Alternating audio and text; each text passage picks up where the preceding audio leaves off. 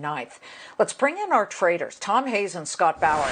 Tom, what are we missing here if you're at 30,000 feet or at 30 feet, hovering above this market right now with about 21 minutes left to trade? Tom, right now, what's specifically catching your eye that investors are missing?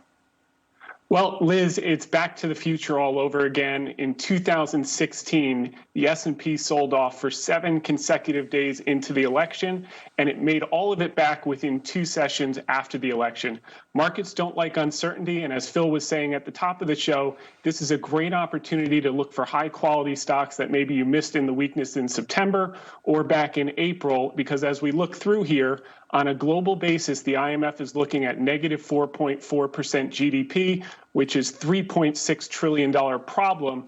But globally, we've done $12 trillion of fiscal stimulus, $7.5 trillion of monetary liquidity. So we've solved a $3.6 trillion problem with $20 trillion of solution. This is an opportunity in the next few days in this uncertain period when people are looking at the EU case spikes, the corporate tax rate potentially increasing, the market's nervous about that, SAP guiding down on their revenues in the last 24 hours, and of course the vaccine and stimulus timing. Use this as an opportunity for the high quality names that have been left behind as you look out over the next 12 to 18 months.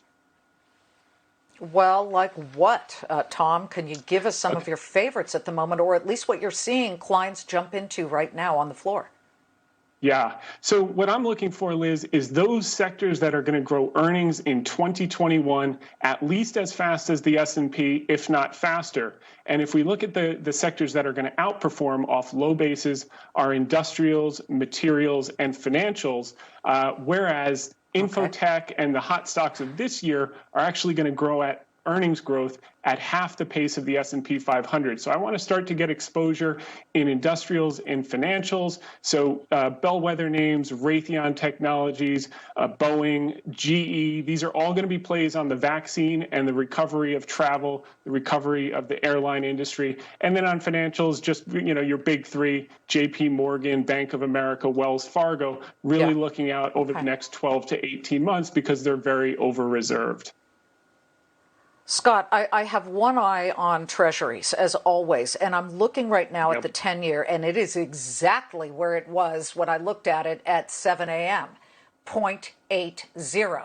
It has not moved, even as we've seen this precipitous drop in the Dow, the NASDAQ, the S&P. We are off our lows of the session, but as you look at the 10-year, why are we not seeing that traditional flight to quality? Maybe people just don't scare as easily anymore. There's no question about that, and that is part of the psychology of trading in the market and of these sell-offs, Liz, is they happen and people will get spooked out, and then they happen again and it's less likely. And that's the same reason we are seeing VIX elevated today, but we're not seeing a spike like what we have seen in the past when we've seen the market sell off 2, 3, 4%. So, I also believe that the Treasuries got a little ahead, or the yields got a little ahead of themselves over the last couple of weeks. But I think much to your point, though, we're not seeing a change from 6 hours ago, 7 hours ago, because of the psychology of the market. One thing I'd really like to point out about the trade today, and, like you said, it's very broad-based selling. However, the small cap space, the Russells, the IWM, particularly, they are getting hit. That space had actually accelerated a little bit quicker than the S&P and the NASDAQ space, and we're seeing it a little bit more today. And when I look at some of the activity, some of the volume, the put call activity, heavily weighted to the put side in the Russell, in the IWM, whereas I look in the NASDAQ space, look in the SPX, not so much. It's almost split call and put activity, but very heavily weighted on the put side to the IWM. All right, gentlemen. And again, Scott, when you're looking at some of the NASDAQ losers, it is broad-based. You have Ulta Beauty, a makeup chain. You've got Hasbro, Workday, and then, of course, the airlines. So, I mean, to me, it almost seems like people are backing away or just holding tight. What is the best rate of play that you recommend with 16 minutes left to trade here? And the Dow down 728. If you felt comfortable about your holdings this past Friday, you should have the same comfort level right now. You should have the same feeling right now. Just because the market is down 2% today, whether it is because of election uncertainty, the news out of SAP, whatever it is, that really shouldn't change a mindset. You can always be mindful, you can always be protective, but the landscape has not changed. If we go through our big earnings season, especially later this week with all the big guys reporting, and if those start to show weakness, that would be a different outlook for me. But right now, I wouldn't Yeah. change a thing. SAP, by the way, and my bad, I haven't even mentioned it this hour because there have been so much breaking news, but SAP is the big German software giant, folks.